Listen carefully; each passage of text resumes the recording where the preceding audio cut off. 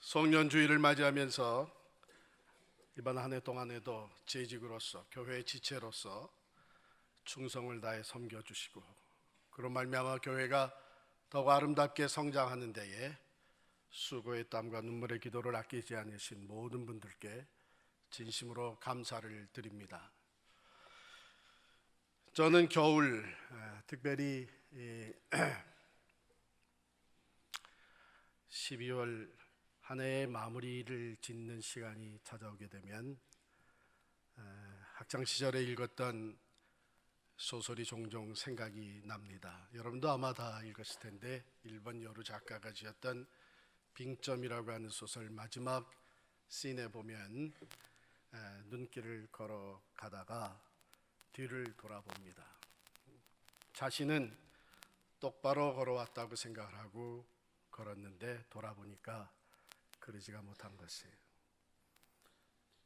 좌우로 삐뚤어진 것을 보면서 자기 자신의 삶을 돌아보고 다른 사람들을, 특별히 어머니를 더 잘 이해하게 되는 그러한 소설.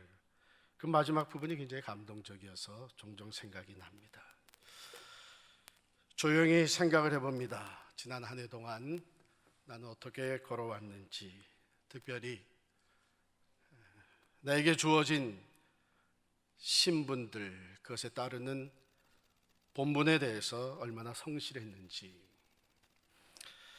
우리가 살다 보면 여러 가지 신분이 주어집니다. 우리가 태어날 때부터 가지고 온 신분들은 아니죠. 살다 보니까 저는 목사가 됐어요. 또 가정의 가장이 되었습니다.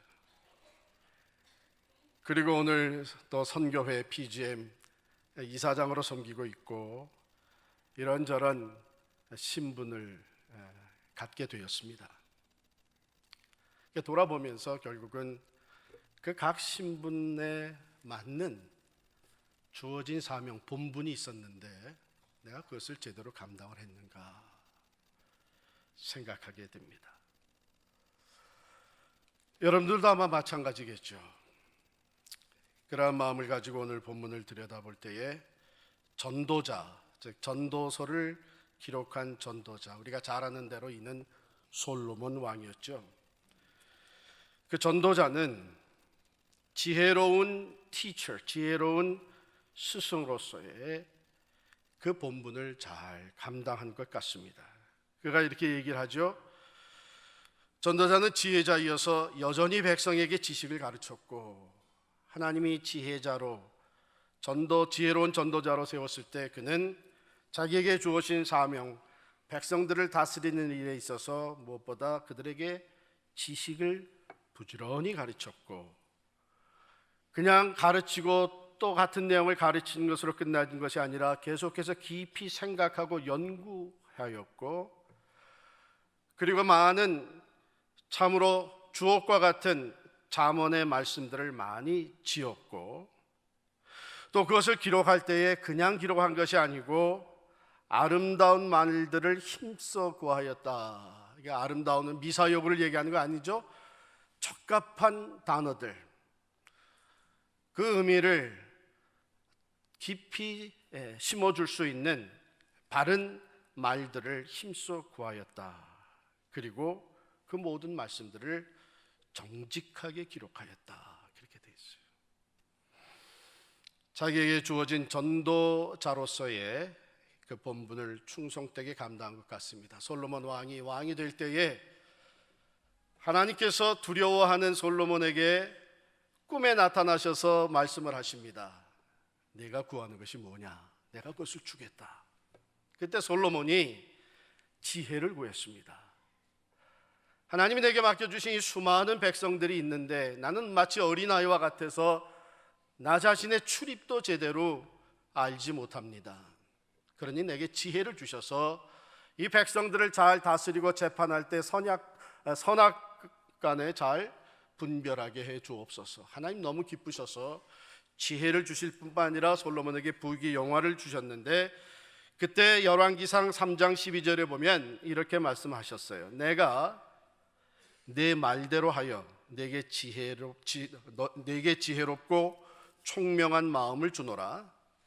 내 앞에도 너와 같은 자가 없었거니와 내 뒤에도 너와 같은 자가 일어남이 없으리라. 그러니까 하나님이 솔로몬으로 하여금 이 세상에서 가장 지혜로운 전도자가 되게 해 주셨어요. 그런데 솔로몬이 그 모든 말씀들을 깨달아지는 대로 신실하게 자기의 본분을 위해서 가르치고 연구하고 기록하고 했던 그가 이렇게 고백을 합니다. 11절에 보면 지혜자들의 말씀들은 찌르는 채찍들 같고 회중의 스승들의 말씀들은 잘 박힌 목 같으니 다 한 목자가 주신 바이니라. 한 목자가 주셨다. 누구를 얘기하는 거예요? 하나님을 의미하는 겁니다. 즉 모든 지혜의 근본이 하나님께 있다고 하는 것입니다. 내게 주어졌던 이 모든 지혜, 누구보다도 총명했던 이 마음, 이것도 하나님께서 주신 것이라는 거죠. 그러기에 그가 기록한 말씀들, 잠언뿐만 아니라 오늘 본문이 있는 전도서, 이것이 다 하나님의 말씀이라고 하는 것입니다. 성경 66권은 하나님의 감동으로, 즉 성령의 감동으로 쓰여진 진리의 말씀이요 하나님의 지혜의 말씀입니다. 그 말씀들이 어떤 역할을 하는가? 첫 번째 보면 찌르는 채찍들 같다 그랬어요. 찌르는 채찍들 같다. 이것은 목자가 양들을 데리고 다닐 때 가끔 사용하는 것입니다. 정 말을 안 들게 되면 그 목자를 이끌어갈 때에 이 찌르는 채찍 같은 것을 사용해서 양들이 목자가 원하는 대로 갈 수 있도록 이끌어가는 거예요. 히브리서 4장 12절에도 보면 하나님의 말씀은 살았고 운동력이 있어 좌우의 날선 어떤 검보다도 예리하여 혼과 영과 및 관절과 골수를 찔러 쪼개기까지 하며 또 마음의 생각과 뜻을 감찰하나니 그랬어요.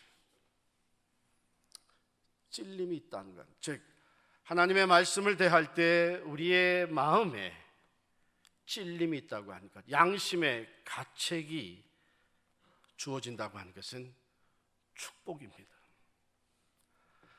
사도행전에 보면 베드로 사도의 설교가 나오는데 베드로 사도의 설교를 듣고, 즉 예수 그리스도는 살아계신 하나님의 아들인데 너희가 그를 십자가에 못 박아 죽였느니라. 그러나 하나님께서 그를 다시 살리시사 만유의 주가 되게 하셨다고 하는 이 메시지를 전할 때에 듣던 모든 유대인들의 마음이 찔렸다 그랬어요.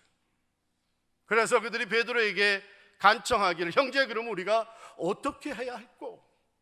우리가 어떻게 해야 할꼬? 우리가 이 엄청난 죄를 졌는데 어떻게 하면 좋겠느냐? 너희들이 각각 회개하고 예수 그리스도를 믿으라. 그리하면 성령을 선물로 받을 것이다. 하루에 3,000명이 넘는 사람들이 예수를 믿고 구원을 받게 됐어요. 찔림이 없었다면, 그들의 양심에 가책이 없었다면 그들은 구원받을 수가 없었어요.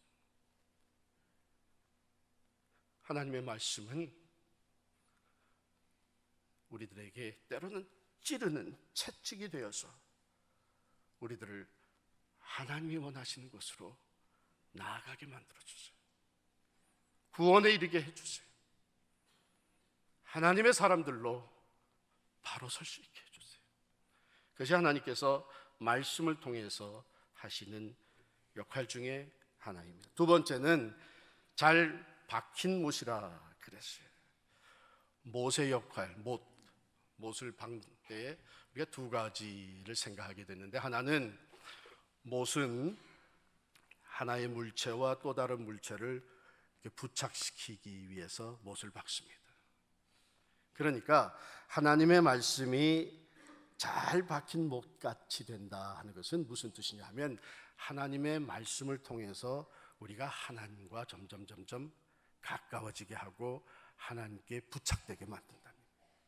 뭐가? 하나님의 말씀이, 진리의 말씀이, 지혜의 말씀. 또 하나는 우리가 못을 받고 나서는 거기다가 물건들을 걸잖아요. 그 물건들을 겁니다.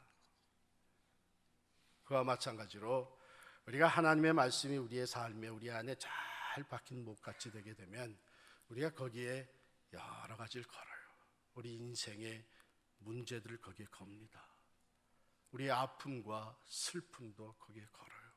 즉 우리의 인생에 부딪히는 모든 환난과 문제와 어려움을 하나님의 말씀 중심으로 풀어갈 수 있게 된다고 하는 것입니다. 하나님의 말씀이 우리에게 필요한 지혜가 되고 능력이 되고,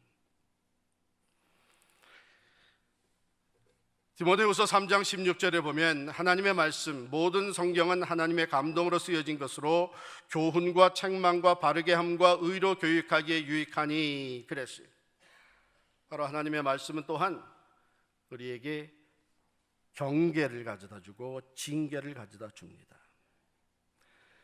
내 아들아 주의 징계하심을 경히 여기지 말며 그에게 꾸지람을 받을 때에 낙심하지 말라. 주께서 그 사랑하시는 자를 징계하시고 그의 받으시는 아들들마다 채찍질하시느니라. 하나님의 말씀의 세 번째 역할은 바로 경고하고 징계하는 역할이 있습니다.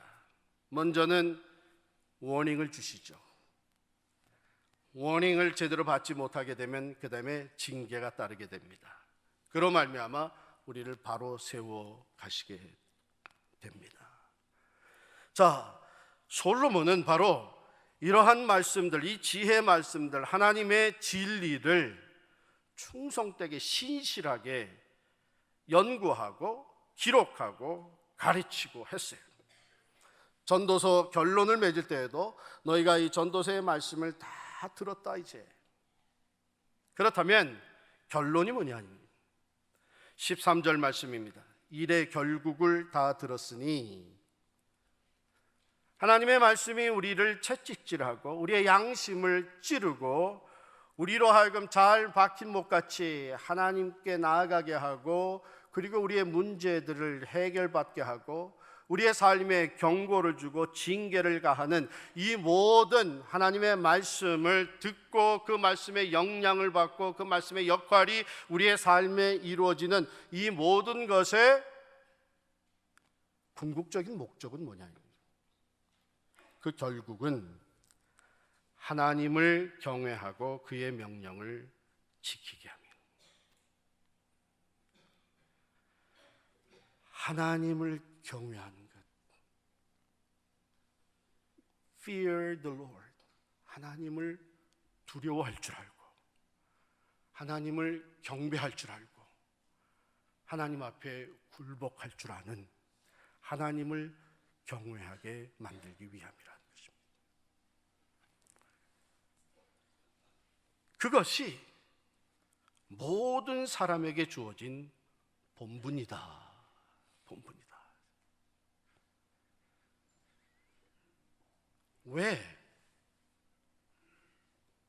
왜 그것이 모든 사람에게 주어진 본분일까요? 그건 너무 간단하잖아요. 답이 너무 간단합니다. 하나님이 창조주가 되시기 때문이에요.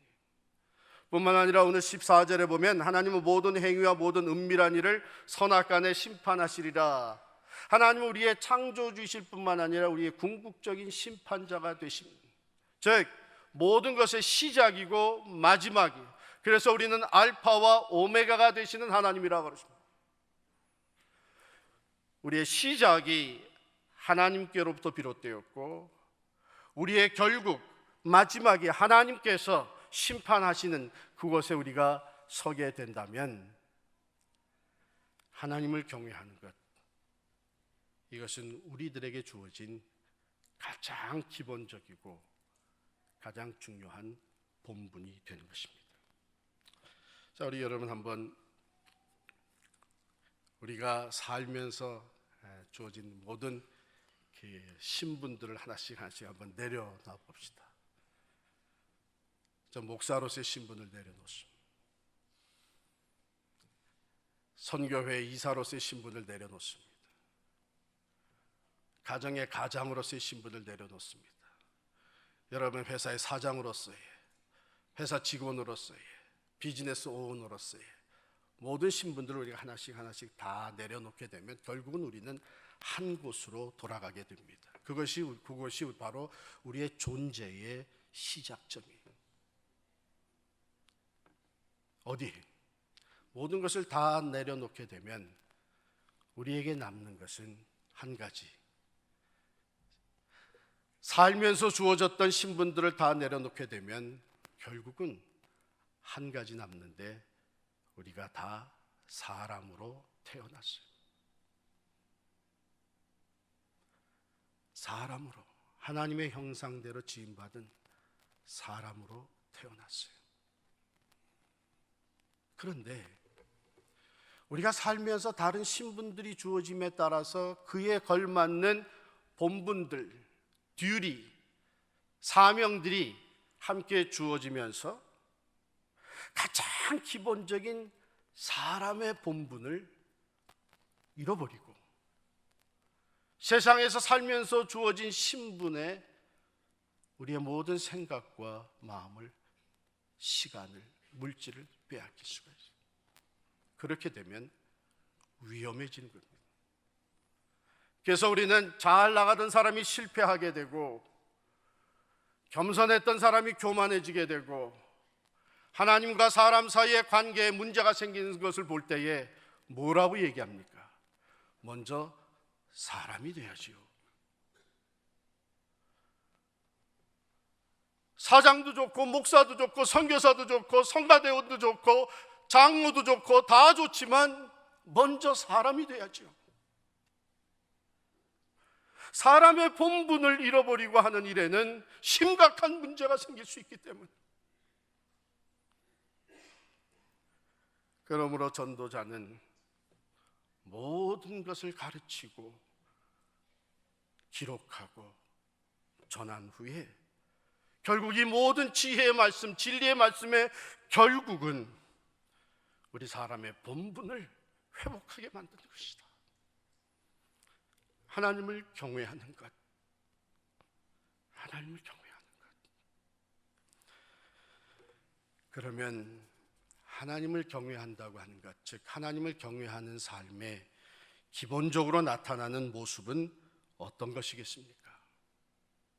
첫 번째는 예배예요. 왜냐하면 하나님은 예배를 받으시기를 기뻐하시고 예배를 통해서 영광을 받으십니다.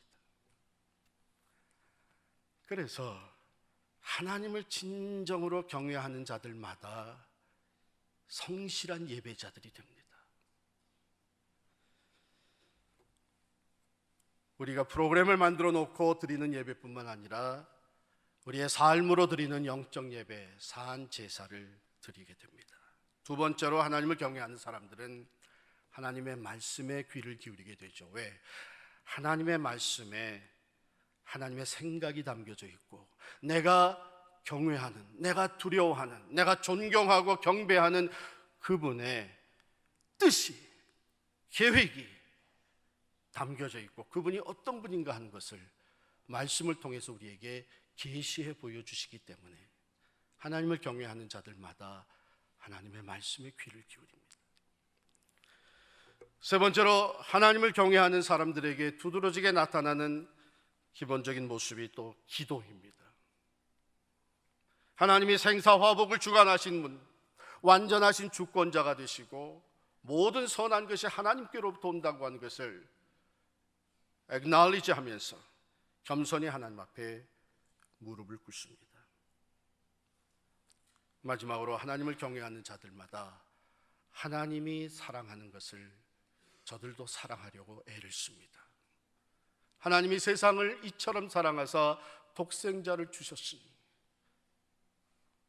하나님이 세상을 사랑하시기 때문에, 하나님이 모든 사람을 사랑하시기 때문에, 하나님이 모든 사람의 구원을 위해서 독생자를 내어 주셨기 때문에 비록 내 마음에 들지 않는 사람도 사랑하려고 애쓰고 노력하는 것이 하나님을 경외하는 사람들의 삶 속에 두드러지게 나타나는 네 번째 모습입니다. 그런데 때로 우리가 다른 신분을, 다른 직책을, 다른 사명에 열심히 한다고 하다가 가장 기본적인 이 네 가지를 소홀히 하게. 직분받아 섬기다 보니까 예배가 소홀해져. 많은 일을 한다고 뛰어다니다 보니까 기도가 멀어진. 일의 결과를 놓고 아웅다웅하다 보니까 사랑하기보다는 상처를 준. 하나님의 말씀 들여다보는 것이 점점 멀어진. 그 가운데서 오히려 열심을 내면 낼수록, 많은 일을 하면 할수록 문제가 발생합니다. 오늘 우리 교회 방문하신 나성연합교회 이영근 장로님은 아마 기억을 하실 거예요. 제가 그 교회에 가서 얼마 안 돼가지고 농구를 하다가 아킬레스건이 그냥 끊어져 버려가지고 고생을 했습니다. 토요일 아침 청년들이 운동한다 그래가지고선 달려나갔는데 벌써 게임이 시작이 돼서 웜업을 하지 않고 기본 체조 스트레칭을 하지 않고 들어가서 뛰다가 그냥 아킬레스건이 끊어진 거예요. 이 기본 체조가 운동에 있어서 얼마나 중요합니까? 십수년을 프로 농구 선수로 뛰었던 사람들도 또 다른 게임이 시작되기 전에 1시간 넘게 스트레칭을 하고 기본 체조를 합니다. 수많은 게임에서 우승을 했던 선수들도 또 다른 게임을 뛸 때에 기본 체조를 하고 스트레칭을 합니다. 아무리 기술과 기능이 뛰어난 선수라고 할지라도, 아무리 경험이 많은 사람도 또 다른 게임을 뛸 때에 기본 체조와 스트레칭을 하지 않으면 문제가 생깁니다.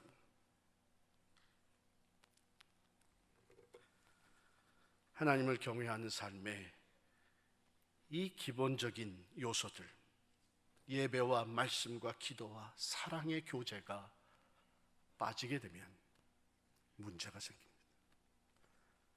아킬레스건이 나가는 거예요. 그런데 제가 8년 후에 미시간에 가서 1년 있는 동안에 같은 그날도 토요일이었는데 아침에 농구를 하러 나갔다가 또 아킬레스건이 끊어졌어요. 다른 쪽이 끊어졌습니다. 수술을 받았는데, 똑같은 의사한테 수술을 받았는데 의사가 하는 말이 30여 년을 수술을 했는데 아킬레스건이 양쪽 다 끊어진 사람 당신밖에 없다. 저 운동을 좋아하다 보니까 하나님 운동을 통해서 레슨들을 주시는데, 야, 우리 사람이 이렇게 미련하고 연약하구나. 8년 만에 또 깜빡한 거예요. 스트레칭을 하고 기본 체조를 하고 그리고 운동을 했어야 되는데 그날도 그저 가자마자 그냥 들어가서 뛰다가 또 아킬레스건이 나갔어요. 사랑하는 성도 여러분, 우리가 세상에서 어떤 신분, 어떤 직책, 어떤 사명을 받아서 하나님의 일을 하든지 가장 중요한 것은 바로 하나님을 경외하는 마음을 잃어버리지 않는 것입니다. 그 경외하는 마음에서 하나님이 기뻐하시는 가장 기본적인 것, 이것을 소홀히 하면 안 됩니다. 예배, 말씀, 기도, 사랑. 혹이라도 지난 2013년 한 해를 섬겨오시면서 다른 일에 바빠서 하나님의 일을 경외하는 마음이 식어지고, 그래서 너무나 자연스럽게 이 네 가지 기본적인 신앙생활의 요소가 내 삶에서 사라지고 있었다면, 물론 예배는 드렸겠죠. 그러나 신실함으로, 신령과 진리로 하나님을 예배합니다. 물론 성경을 봤겠죠. 그러나 가르치기 위해서 보는 것이 아니라 나에게 주신 하나님의 음성을 듣기 위해서 성경을 봅니다. 물론 교회 생활하니까 기도 많이 했겠죠. 그러나 하나님과 개인적으로 깊은 교제를 나누는 기도가 없었다면 물론 사랑하려고 노력을 했죠. 그러나 아직도 마음속에 나 중심적이고 내 마음에 맞지 않는 사람들은 정죄하고 심판하고 비난하고 있다면 하나님을 경외하는 마음을 회복하고 이 네 가지 요소를 우리 삶의 신앙생활의 가장 기본적인 것으로 다시 회복하면서 새해를 맞이하는 여러분과 제가 될 수 있기를 간절히 축원합니다.